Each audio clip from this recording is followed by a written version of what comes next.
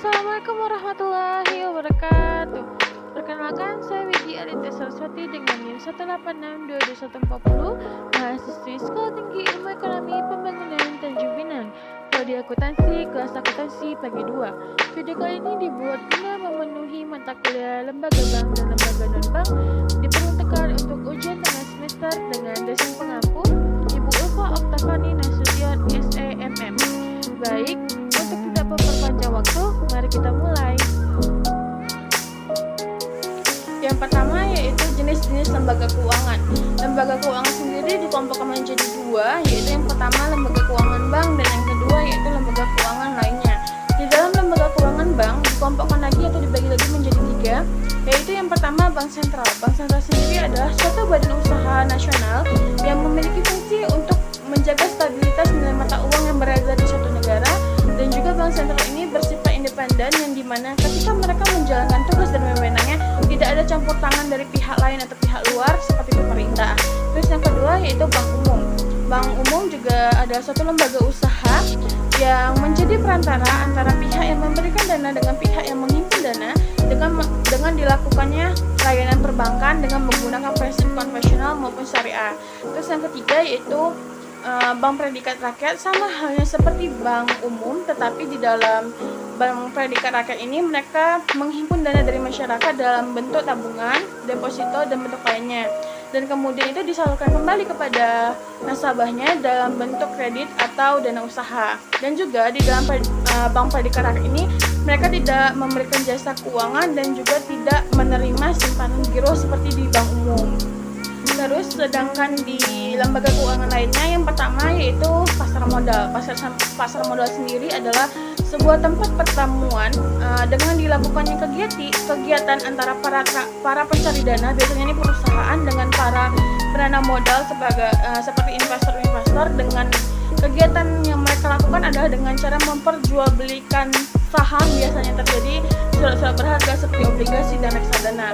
Terus yang kedua yaitu pasar uang atau falas atau valuta asing, yaitu tempat memperoleh dana dan investasi dana, sama seperti dengan pasar modal, tetapi di dalam perbedaannya itu pada pasar uang ini mereka jangka waktunya itu pendek, sedangkan di pasar modal jangka waktu mereka itu panjang.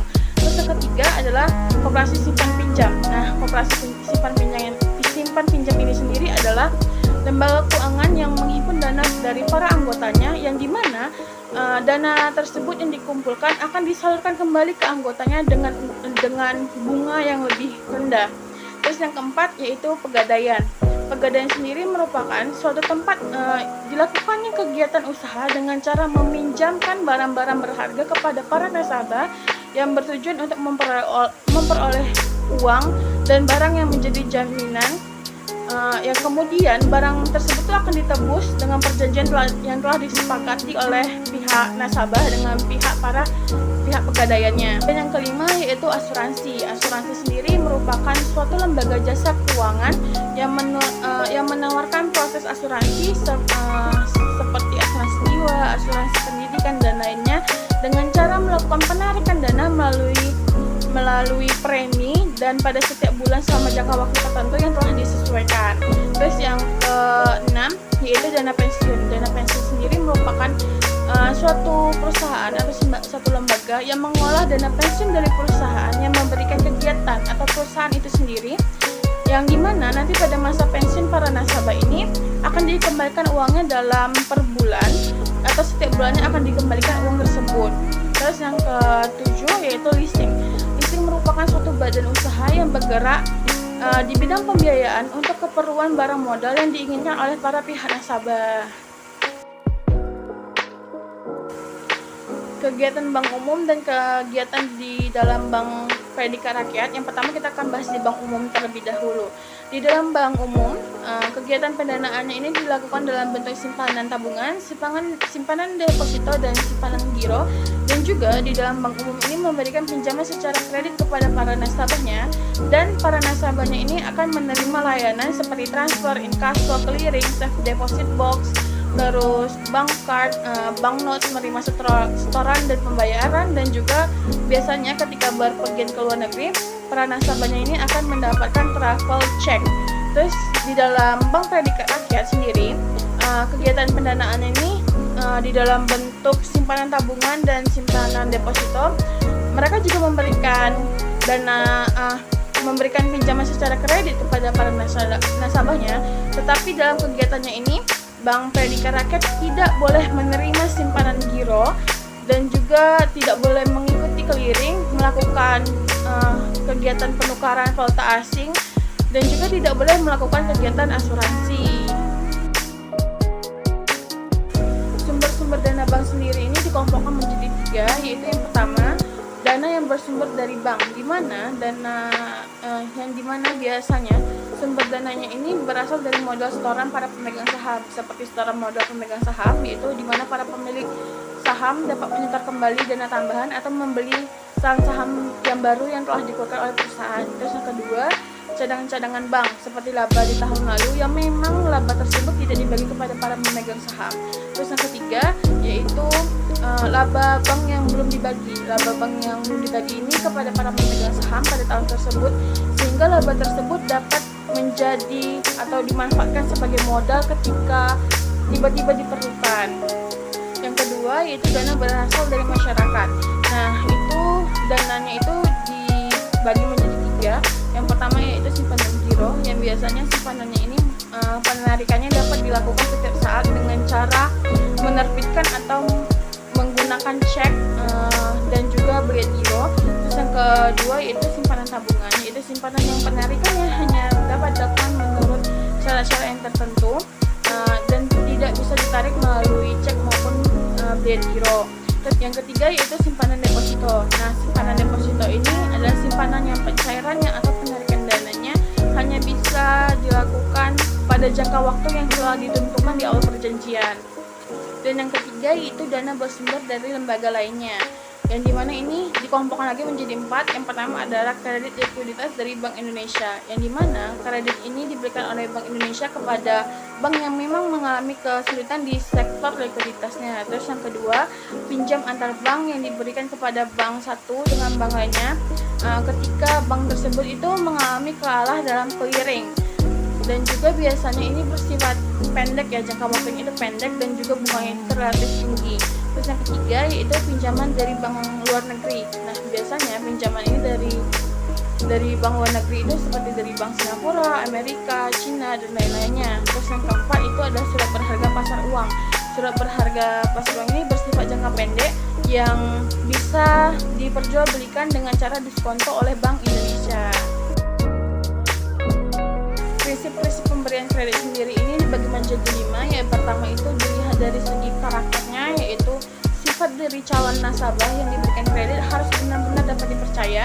Terus yang kedua itu dari kapasitinya atau kapasitas, dari segi kemampuan calon nasabahnya ini dalam bidang bisnisnya harus dihubungkan dengan bidang pendidikannya ini selaras atau tidak, sejalan atau tidak. Terus yang ketiga dari segi kapital, itu dari segi modal. Untuk mengetahui efektif atau tidaknya dilihat dari segi laporan keuangan dengan dilakukannya pengukuran nih biasanya. Dan yang keempat itu dilihat dari segi jaminan. Ketika jaminan yang diberikan kepada para calon nasabah ini dilihat dari bank, dari yang bersifat fisik maupun non fisik, yang dimana jaminan yang diberikan ini biasanya lebih besar dari jumlah kredit yang diberikan. Terus yang kelima adalah kondisi. Dari segi kondisi ekonominya sekarang maupun kedepannya sesuai tidak nih dengan sektornya masing-masing.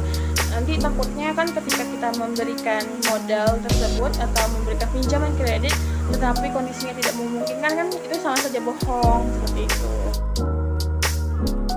Jenis-jenis jasa bank. Yang pertama itu adanya transfer. Nah, transfer sendiri ini yang merupakan sarana yang biasanya digunakan di dalam jasa pengiriman uang, yang dimana sarananya itu tersebut dipilih sesuai kemauan dari para nasabahnya. Nah, biasanya sarana tersebut akan mempengaruhi dari segi kecepatan pengiriman dan juga biaya pengiriman. Terus yang kedua yaitu clearing. Clearing sendiri merupakan jasa penyelesaian utang antar pihak bank dengan cara menyerahkan warkat seperti cek atau bulet giro yang berada di dalam kota. Misalnya kita berada di dalam, misalnya kita ada di Jakarta, berarti cek dan bulet giro yang di Jakarta inilah yang diserahkan. Kemudian cek dan bulet tersebut akan di-clearing oleh lembaga clearing. Yang ketiga yaitu inkaso. Inkaso sendiri merupakan jasa bank yang bertugas untuk menagih wakat-wakat tadi seperti cek dan bilet giro, tetapi cek bilet giro ini yang berada di luar kota maupun luar negeri. Misalnya ketika kita memperoleh selembar cek dari Singapura misalnya, terus kita mau mencairkan, bisa dicairkan cek tersebut di Jakarta atau dimanapun, itu terutama tapi di Jakarta ya. Tapi terus cek tersebut akan dicairkan dengan jasa inkaso. Terus yang keempat itu safe deposit box. Nah, safe deposit box ini biasanya diperuntukkan bagi para nasabah yang ingin menyimpan dokumen atau surat berharga miliknya seperti surat sertifikat deposito, terus sertifikat tanah, akte kelahiran, saham. Pokoknya surat-surat berharga itu nanti bank akan menyediakan satu layanan atau jasa yaitu yang bernama safe deposit box. Terus yang kelima yaitu bank card atau biasanya kita sebut ATM, yaitu kartu yang dikeluarkan oleh pihak bank yang diberikan kepada para nasabahnya ini untuk dapat digunakan sebagai alat pembayaran. Bisa dilakukan di mana saja, sekarang semuanya lebih canggih, yaitu seperti supermarket, hotel, restoran, taman hiburan, wahana permainan, apa itu semua bisa digunakan dengan bank card. Baik, itu saja yang bisa saya sampaikan di dalam video kali ini. Apabila ada kesalahan dan kekurangan, saya mohon maaf. Wassalamualaikum warahmatullahi wabarakatuh. Salam sejahtera untuk kita semua.